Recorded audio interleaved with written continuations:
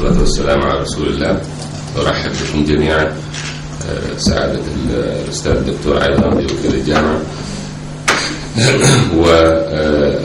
ونبدأ إن شاء الله ورشة العمل التوعوية الثانية. We'll start now. I'm welcome all of you, our distinguished speakers from nature and science.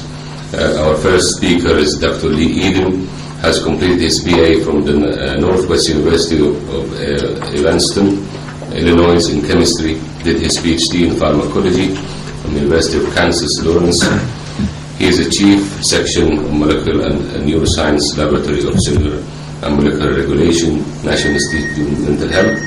He published more than 200 research papers in various scientific journals, served as a member of editorial board of 9 different science journals. Dr. Lee Eden is a member of the editorial board, member of board of review editors, and member of the informatic committees of Science Journal USA. Dr. Lee.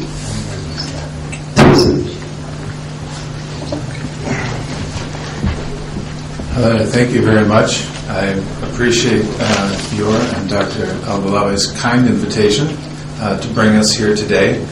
And although we may be starting slightly behind schedule, I can assure you that our meeting with Dr. Abdullah was a very focusing conversation.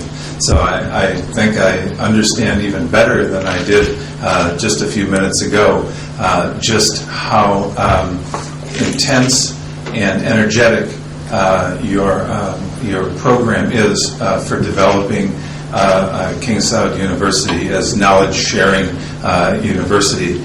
In fact, as he was describing, the ramping up of effort that's gone into the development of all of your programs reminded me of the U.S. space program, perhaps an inner space rather than an outer space program, but clearly you are on the move, as we say, so it's a great pleasure to be here.